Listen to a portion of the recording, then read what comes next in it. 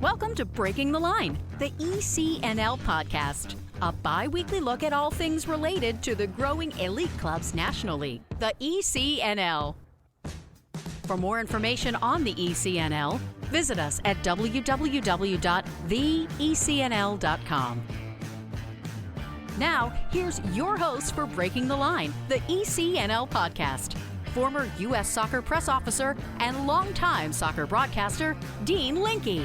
This is Dean Linke, host of Breaking the Line, the ECNL Podcast with a special holiday edition. And of course, on the holidays, we're all hoping for a special little gift. Well, I think we have one today as he introduces himself as this week's guest. Hey, this is Alexi Lalas from Fox Sports, and you are listening to Breaking the Lines with the great Dean Linke, the ECNL Podcast edition. You heard it right. The gift of Alexi Lalas on this week's Breaking the Line, the ECNL Podcast, a true soccer icon. He was part of 2 World Cup teams, 2 Olympic teams. He won an MLS Cup, a Lamar Hunt US Open Cup, a CONCACAF Champions Cup. He played over in Italy, and now he is a media darling for Fox Sports. And he's not done with his holiday wishes. On behalf of everybody at ECNL, this is Alexi Lalas. Happy holidays! Ho, ho, ho! Ho, ho, ho, indeed. We've got Alexi Lalas, a true American soccer icon, on this week's Breaking the Line, the ECNL Podcast, after this message from the ECNL.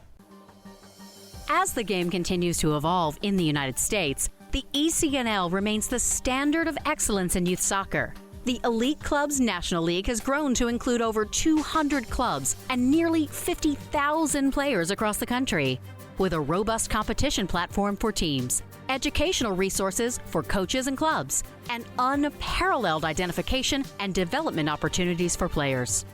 Alongside its member clubs, collaborating to create a better future, the ECNL continues to raise the game every day. The ECNL is more than a league.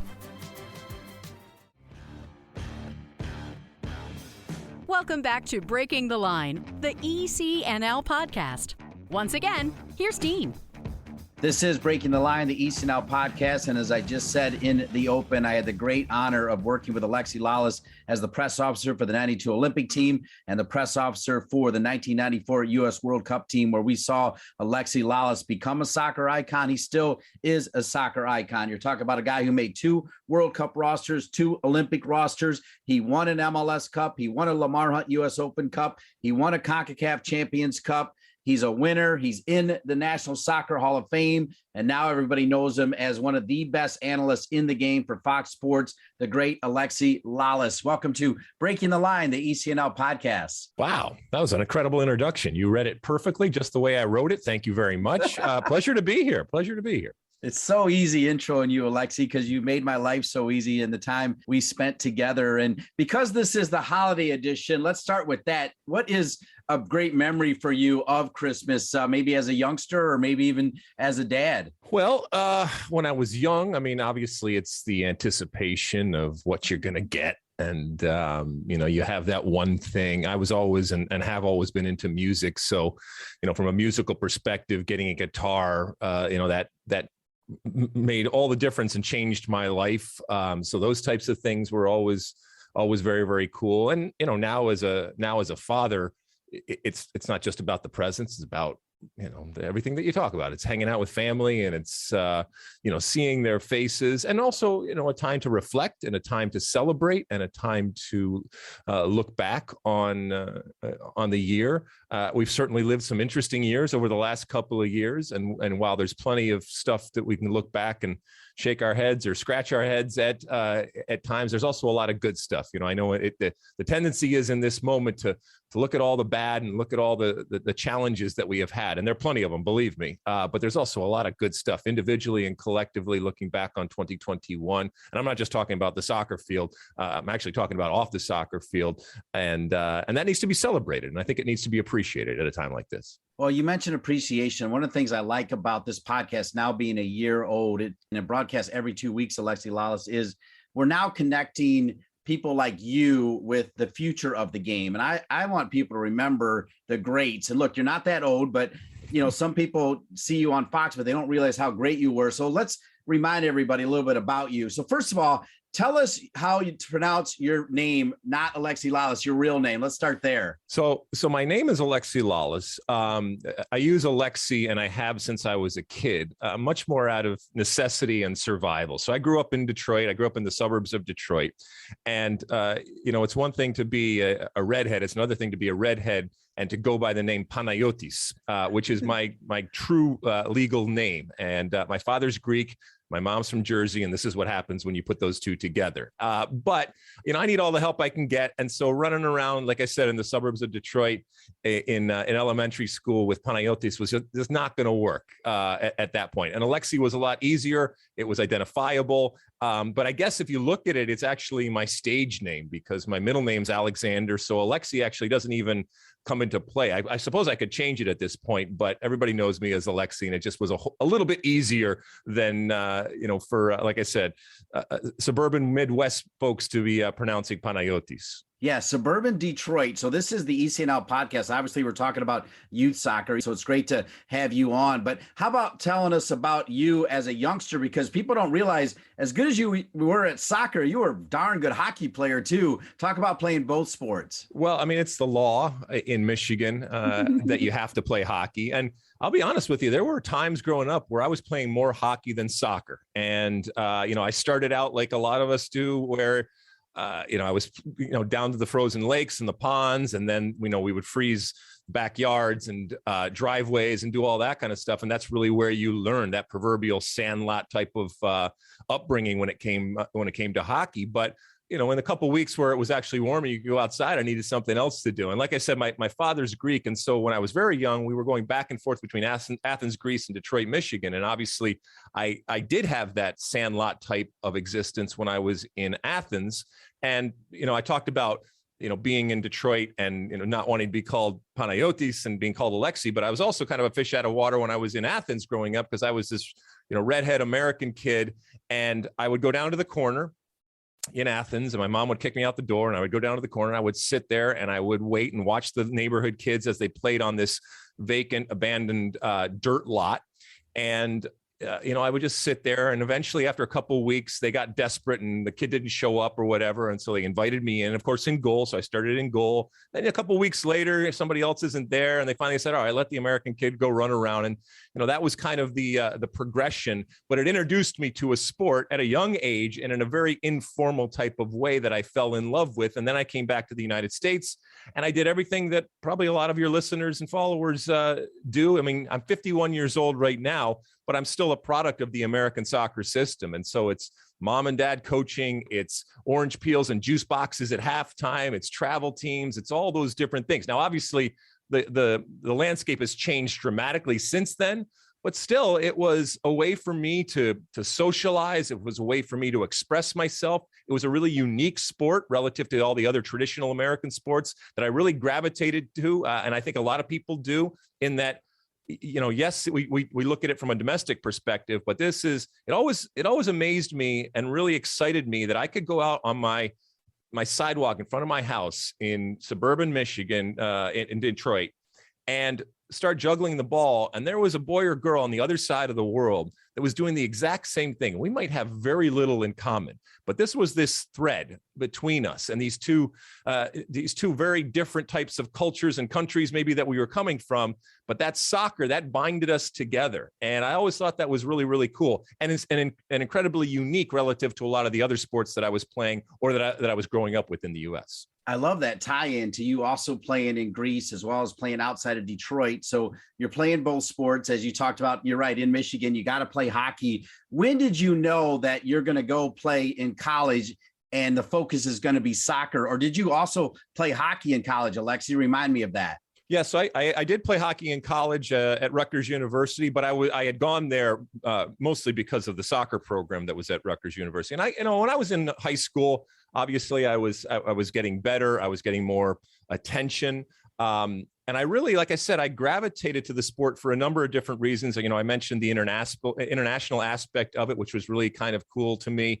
But also, the people that were involved in soccer were very different than the people who were involved with hockey. And like I said, I played a lot of hockey. I was playing all through high school. I looked at hockey in terms of going on and playing in college. But something really spoke to me about the game. I think a lot of it is the the freedom, the lack of stoppages, the ownership that you take on the field. And I'm not saying that coaches aren't important, but maybe more so than any sport out there. Once that whistle blows, you're left up to your own devices. And I loved that responsibility that you were given as a soccer player to go out there and figure out what needed to be done. And like I said, it doesn't mean that you don't have direction. It doesn't mean you don't have good coaching, but that unique aspect of the game was something that really attracted me to it. Your coach at Rutgers was Bob Riasso. What did he mean to your development? So, I think about kids today when they grow up and the landscape and the environment that they are growing up in with all the incredible resources, and they can watch professional soccer. They can go to soccer specific stadiums, and they got incredible facilities and coaching. And, I had adequate coaching growing up in terms of high school. When I got to college and I got to Rutgers University is the state school of New Jersey.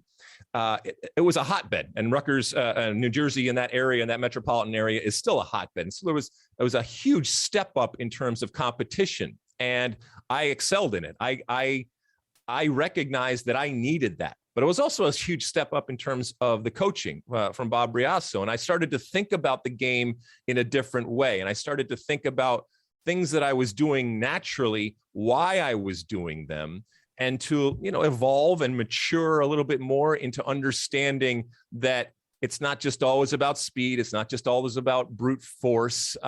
It's not just always about doing things as quickly as possible, about pacing and about rhythm, and about even when you don't have the ball, how you approach somebody and how you get to make others, and especially in a defensive sense, make other players and other teams do what you want by the tactical decisions that you make, either in the moment or ahead of time. Last question in this first segment. Your team was good. I'm pretty sure you made it to the national championship game, right? You took on UCLA, which was loaded with future teammates of yours that you probably had experienced time with on maybe the youth teams as well. I'm not totally sure, Alexi, but what do you remember about making it to that College Cup and playing against all these guys that you would end up then playing on the Olympics and the World Cup team with? Yeah. So, like I said, growing up in Detroit and, doing well as a soccer player, but I still wasn't heavily recruited. As a matter of fact, I didn't get in any place. The only place that I got into was Rutgers. And so it was the only thing I had going. And I said, yeah. And they said, well, we can invite you to preseason and we can get you into the agriculture school. Now,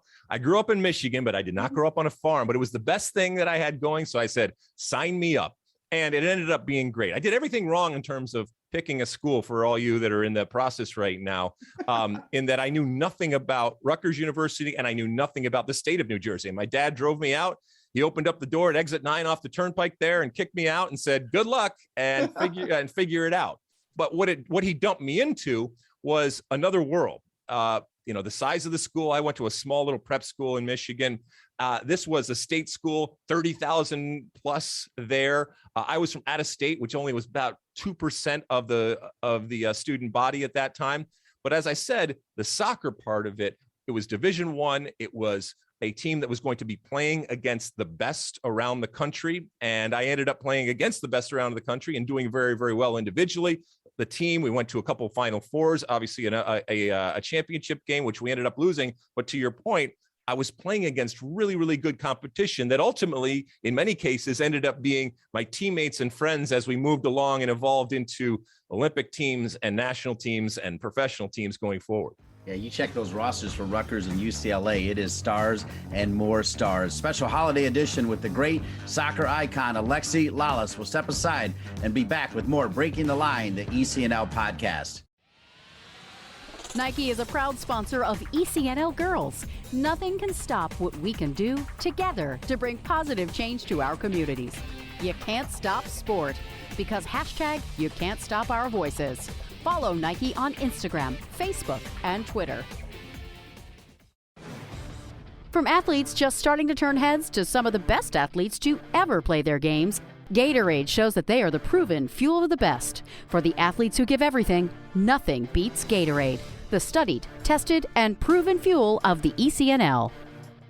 Welcome back to Breaking the Line, the ECNL Podcast. National Soccer Hall of Famer Alexi Lalas. You can see him on Fox Sports covering men's soccer and women's soccer. When we took our first break, we were talking about him making it to a couple Final Fours and a championship game at Rutgers. Right about that time, you knew Lothar Osiander was getting ready for the 92 Olympics. Man, that team was fun. I felt like I had a front row seat to you kind of coming out and being this superstar. You got even bigger in 94. We'll touch on that in a little bit. But what do you remember about that Olympic team, Lothar, qualifying, all of it, Alexi? So the 92 Olympic team was in Barcelona, and a lot of us were finishing up or in the midst of our collegiate time. And it came to a point where we were going to be traveling all over the place and qualifying for the Olympics, and it wasn't going to work in terms of staying at school. So we ended up leaving school for the semester before the actual Olympics.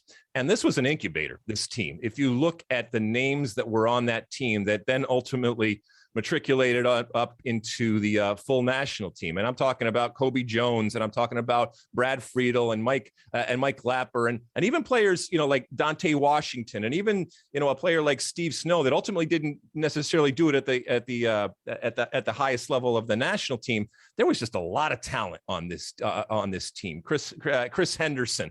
And if you look at those guys, they all went on to different professional careers, many of them very, very successful, many of them very well known. But there was also this group, Joe Max Moore, that formed a core that then, as I said, graduated up to the World Cup team in 1994. We didn't know it at the time, but I think Lothar Osiander recognized that it was not only his job to get this team to play well and to win and to qualify for an Olympics, but to give these young players. And at that point, that was what a young player was. I know it's much younger now, but at that point, these young, inexperienced types of players, the experience and the knowledge and the maturity to be able to take it to that next step, because 94 was still looming at that point. And we all saw it as players. I think he saw it as a coach, and he certainly did, because Bora Milutinovic, the coach of the 94 World Cup team, he had his eye out, and he would show up at different times while we were playing with this team, because I think he knew that there was some real talent there that he was going to pick off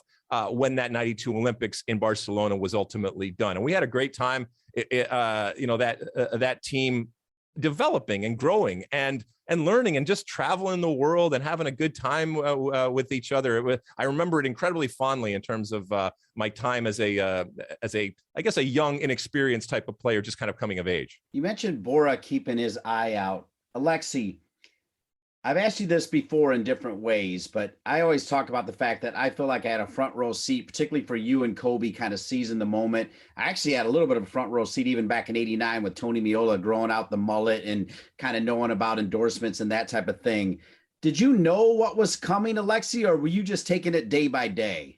Look, I cultivated an image, and I think it came from, my music background, the understanding of I'm in the entertainment business. And I knew that early on. I knew that, you practice, which is ultimately a rehearsal, right? You go on stage, which is ultimately a field. You wear a costume, you wear a uniform, and you perform in front of fans, you import an audience. And the things, how you say things is as important as what you say, how you look, how you act. I leaned into that because that's what I knew from the music side of it. And that's what I wanted. And that's what I saw in terms of the opportunity. Now, sometimes when you say that, people say, well, are you just playing a character? And that's not true at all. There has to be some, it has to be authentic. It has to be genuine. And, but I understood the way that I looked, the way that I acted, the way that I talked was going to be analyzed and was going to be under a microscope and a spotlight that comes with the World Cup. So even though I had never played in a World Cup, I knew that at the end of this pathway, if I was lucky enough to be there, and that was a big if, but if I was lucky enough to be one of those fortunate few, it was a great opportunity, and it was a great platform from which to, show my wares and then parlay that into something else. Because look, keep in mind, nowadays, there's a kid that I don't know, is in the Dallas system, doesn't even play a game with FC Dallas, and then gets seen by a team over in Europe and has that direct pathway. And I love it. Believe me, I love the fact that you don't have to star in a World Cup to be given a greater opportunity. But at that point, I knew that was my ticket.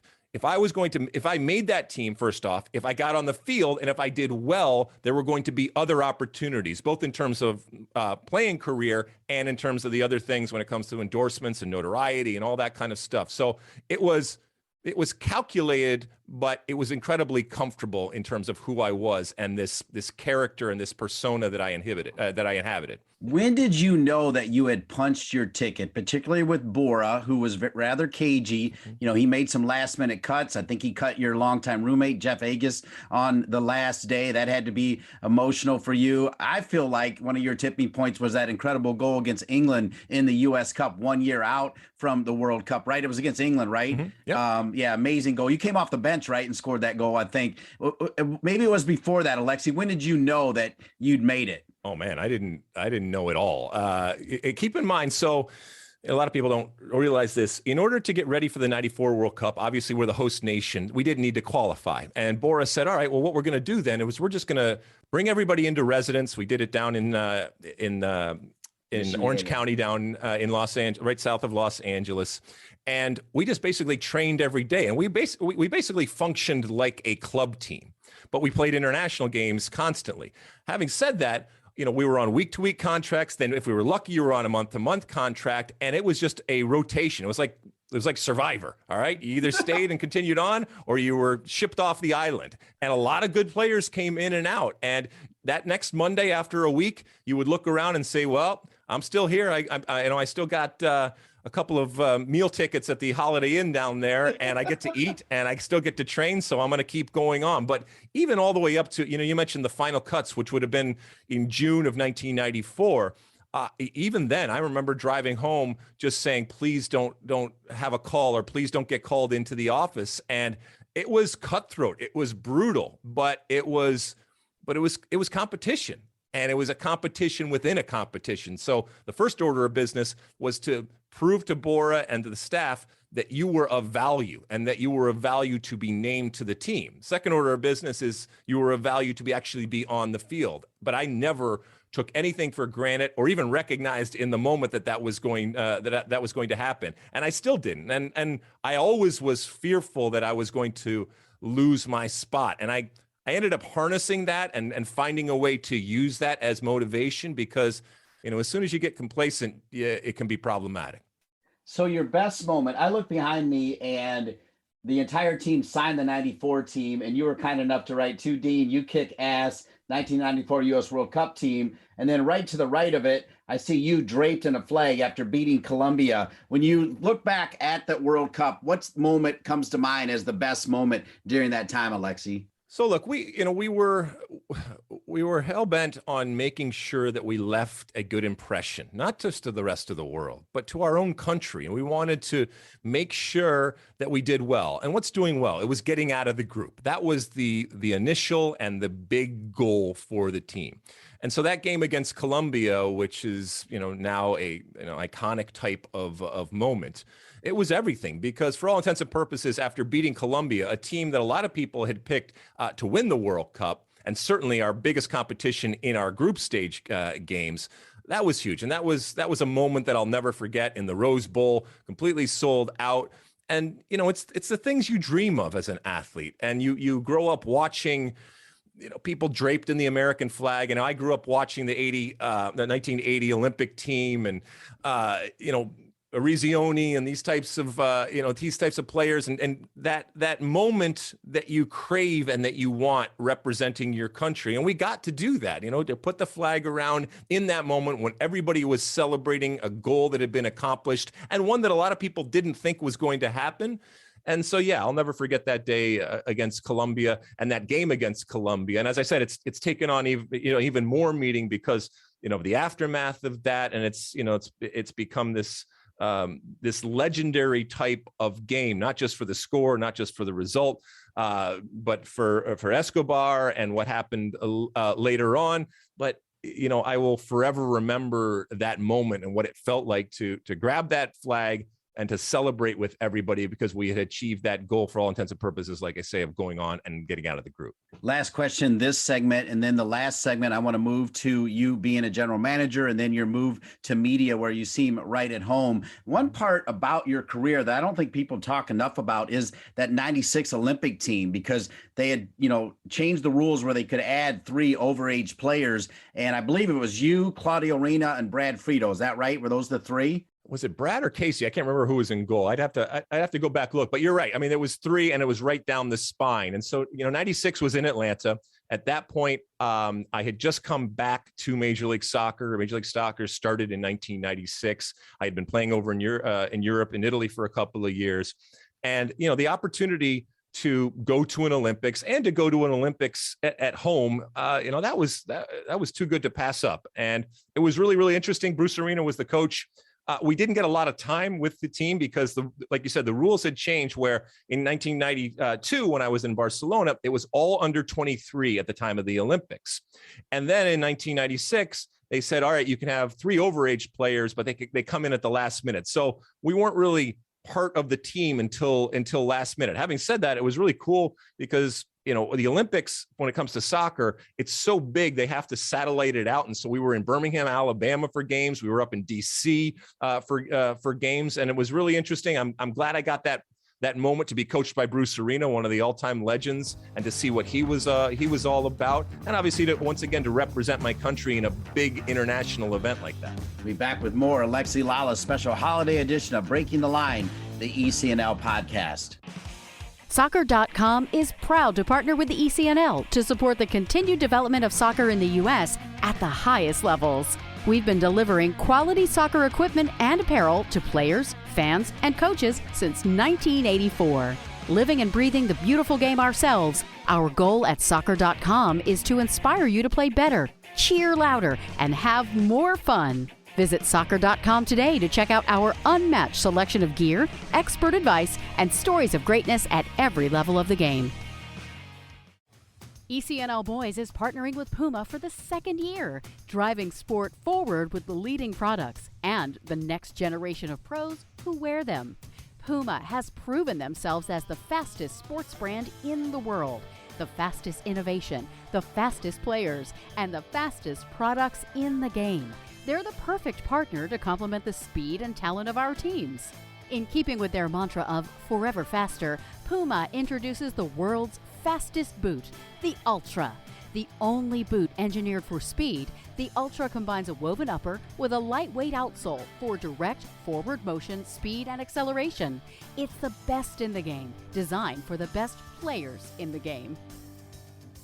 Final segment with the great Alexi Lalas. You can catch him on Fox Sports, covering all things soccer for Fox. Alexi Lalas, thanks so much for being a part of our holiday edition. We went to break talking about the 96 Olympics. You obviously had a great MLS career. You won the Lamar Hunt U.S. Open Cup. You won the MLS Cup. You won the CONCACAF Champions Cup. That was all with Los Angeles, I believe. And then in 2002, you decided to retire. Look, I'm one of those guys that I wanted Dennis Rodman to play forever and Magic Johnson to play forever. I wanted Alexi Lalas to play forever. How did you know? When did you know? What made you know it was time to hang up the cleats? So in the end of, 2003, like you said, I was playing for the Los Angeles Galaxy, and I made that walk that every player makes into the coach's room. And we sat down, and at the time, the great Ziggy Schmidt, rest in peace, was the coach of the Galaxy. And he said, listen, it's not going to work for next year. And I said, well, okay, is it money? Is it this? Is it that? And he said, no, it's just not going to work. And that's okay. I mean, I'm a big boy. I get it. And, I want to have a coach that's honest with me. And he was incredibly honest with me. And so I walked out of that door, the door closed, and I thought, well, what am I going to do now? I mean, so I thought, all right, well, I'm going to go try to find another team and try to continue on here. Oftentimes one door closes, another one opens up. And I was incredibly fortunate because I was within that Galaxy team and the ownership group, which is the Anschutz Entertainment Group. And, they were looking for some different things and looking for ways to help players transition from their career. And they were at the time owned the San Jose Earthquakes. And so I was given an opportunity to go up and learn the business of the San Jose of Major League Soccer and learn the business of soccer. And so I tell younger players all the time, because sometimes they'll ask me, like, I know what the hell I'm doing, but they'll ask me anyway. And I'll say, listen, if you see an opportunity to move on, make sure you really look at it hard, because it might not be there when you want it. And I was at least smart enough that moment to recognize that this was an opportunity and a stepping off point that I couldn't pass up. I certainly could have continued to play for however many years, but that opportunity to go into the business side of it was being offered to me.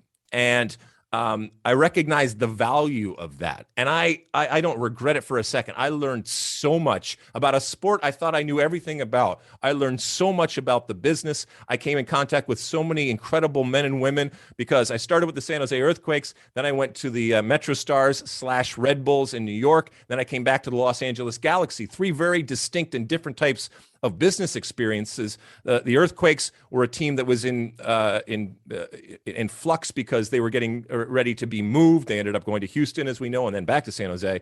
Then I went out into New York, which was a team that was in flux because they were getting sold to the Red Bulls. And then I came back to the Los Angeles Galaxy, which was a team that brought in David Beckham and that whole hurricane. And I learned so much. I made plenty of mistakes along the way. I was very, very young, but it gave me an incredible appreciation and respect for all of the people out there that don't kick a ball, but are as important to the progress and to the success of the game in this country as any of us that do. And so, like I said, it was a really valuable experience to better understand this business that I functioned in, but I didn't have an understanding, and more importantly, I didn't have an appreciation for how it functioned.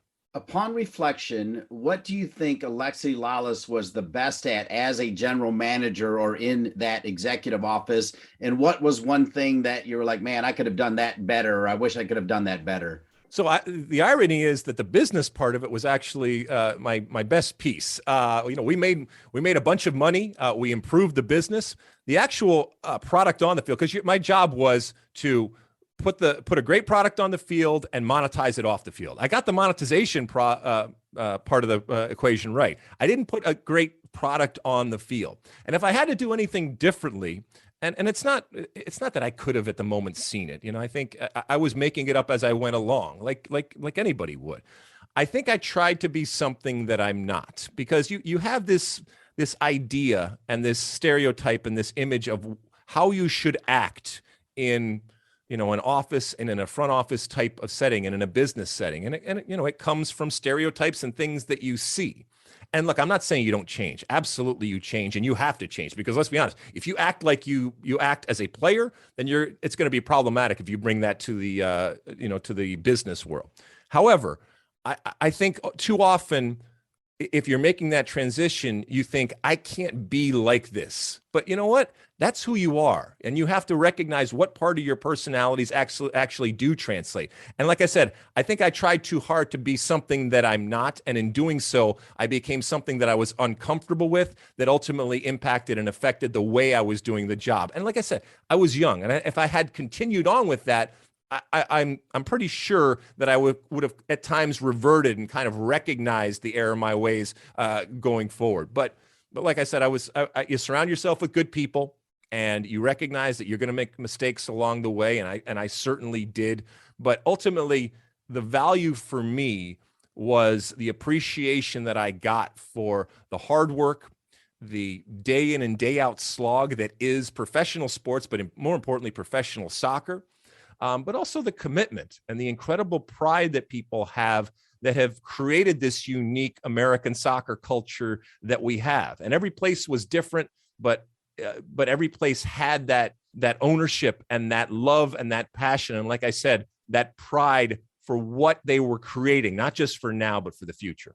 Some of your peers that stepped into where your world is now, and that's what we're going to jump to, the TV world. And I'm thinking of people like Harks, Miola, Winalda, also had this bug for being a coach. Mm-hmm. I don't get the feeling that you've ever had the bug for being a coach. Is that accurate? And why is that accurate? I don't have this burning desire to do that. And, some of the guys you mentioned and others, they do.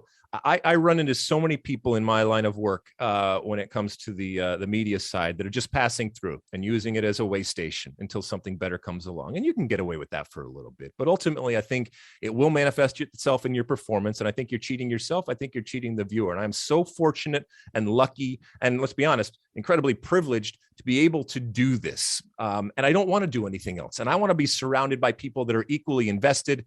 I want to be surrounded by junkies that want to get better. And I still make mistakes, and I can get a whole lot better. But I was very lucky that once the business experience that I had, I found something else that enables me to perform. And, we go back to being that entertainer, but also to talk about a game that I like, to help evolve and progress this game that I like in a really, really unique way. And they can pry it from my cold, dead, redheaded hands because I love what I do. I'm really, as I said, really, really fortunate to be able to do it. And I want to continue to do it. And I want to continue to get better. And I want to be surrounded by people that are equally as jacked up and excited to be a part of it, as opposed to just using it as a way station until something better comes along.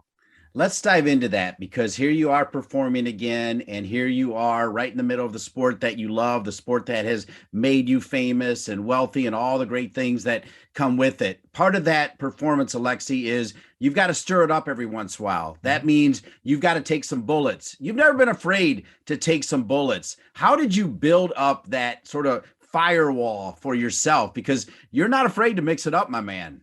I mean, look, it comes with the territory when you're involved in the media, but, I've been, either to my face or behind my back or online or offline or smoke signals or emails or blogs or, over the years, everybody's had something to say, positive, negative, a lot of negative. And so you develop a pretty thick skin. And if you don't, then you're in trouble, to be quite honest. You probably shouldn't be in this line of work. And, when it comes to our game, since we don't have the normal and traditional types of platforms out there when it comes to media where all of this kind of stuff happens, it's jarring to some people. But I love the debate. I grew up in a house where I was encouraged to debate. I was encouraged to defend my side of different stories. And I was also encouraged to not apologize for having a differing opinion about something. I believe that I do it in a respectful and civil way, but I also recognize that, once again, I'm in the entertainment industry, and the way that I say something is as important as what I say. And I want to evoke something. I want to have you react. All right. You can agree, you can disagree, but what I don't want you to do is just change the channel. And there's plenty of people that disagree with things that I say. And that's fine. That's part of my job. The question I get most right now is, do you believe everything you say? And I want to make it very, very clear.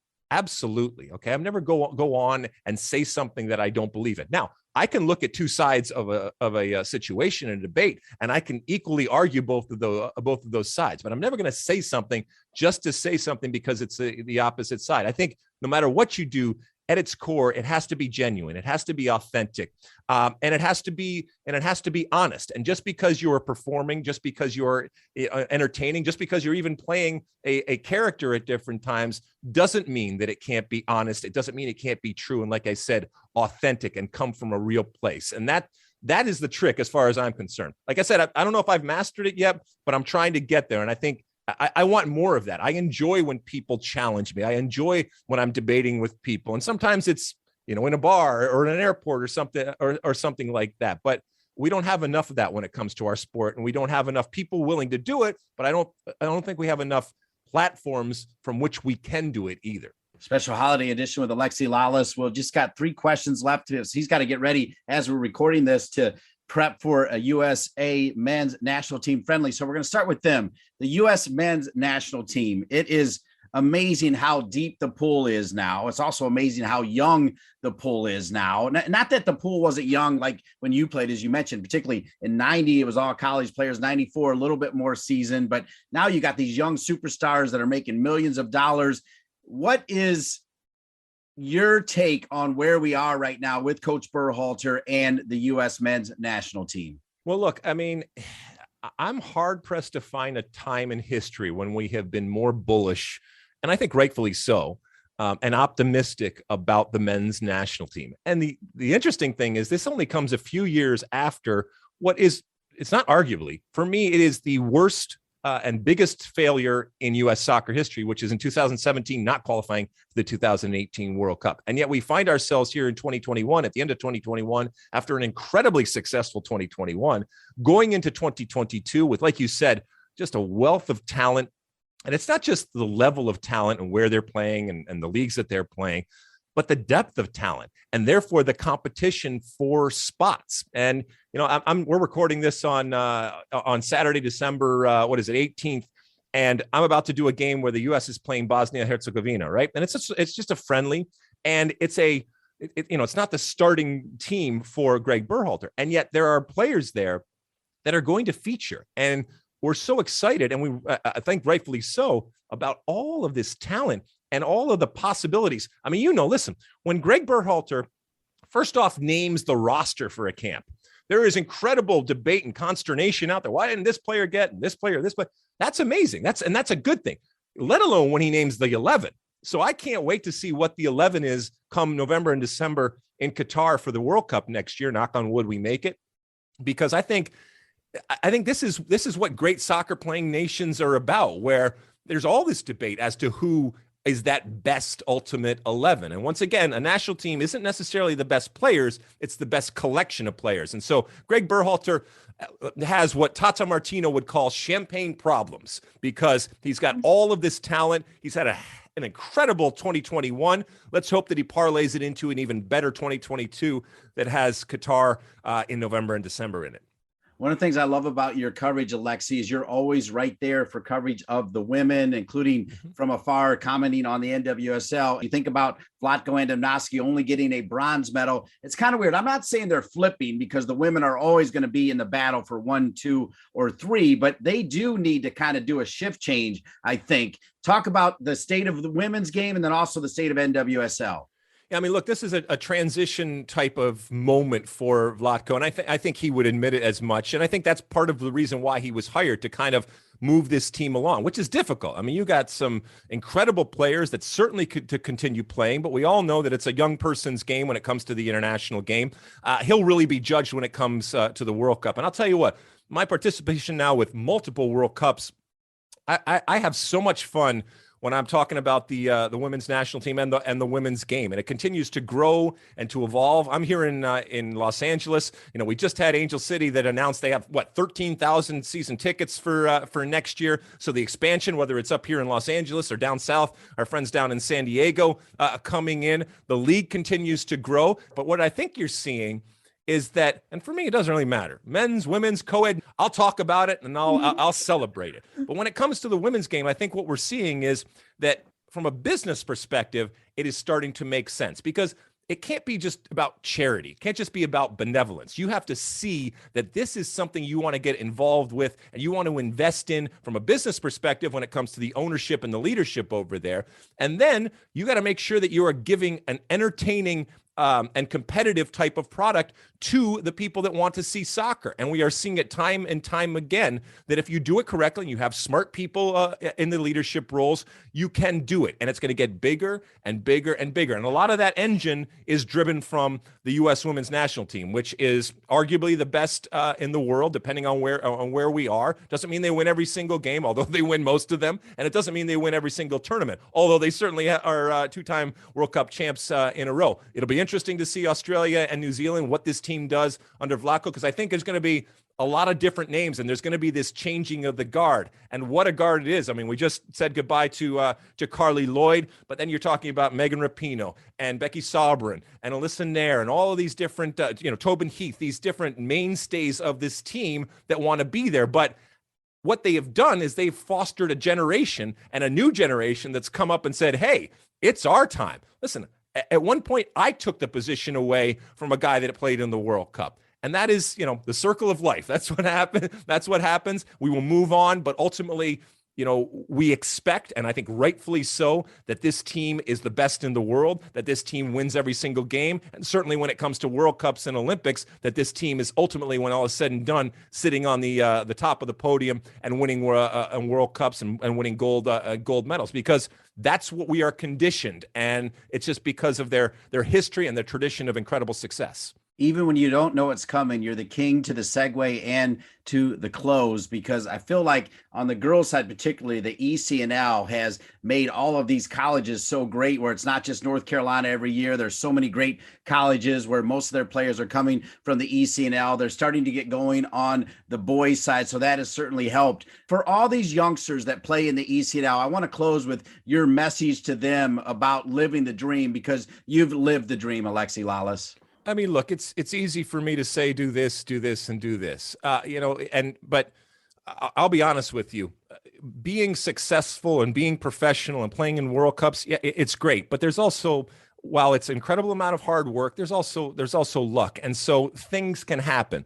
But what you get out of soccer isn't always the wins and the losses, isn't always the fame or money or, holding up trophies. For me, still to this day, my best friends are people that are guys that I met when I was 9-10 years old because of soccer. We showed up on a day when the team was getting together.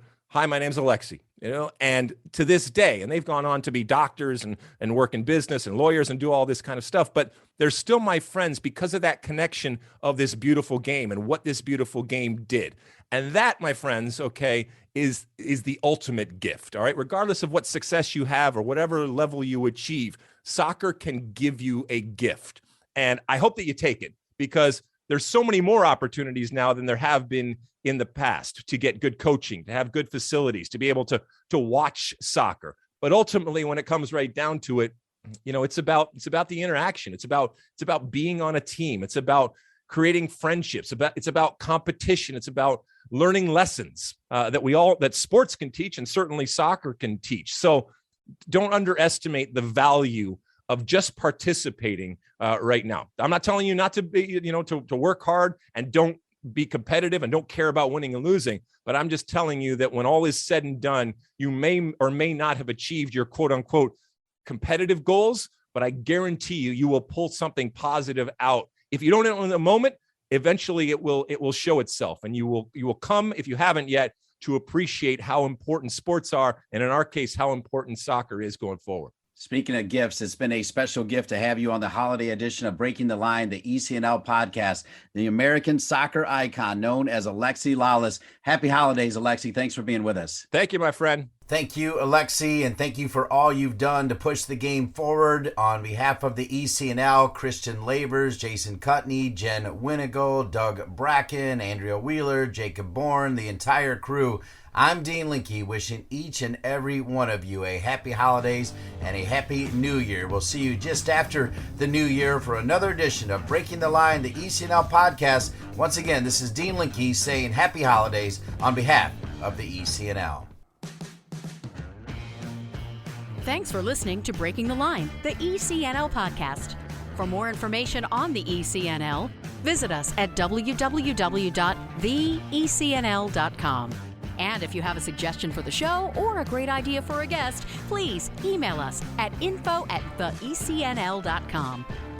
Breaking the Line, the ECNL podcast is an ECNL production. ECNL, more than a league.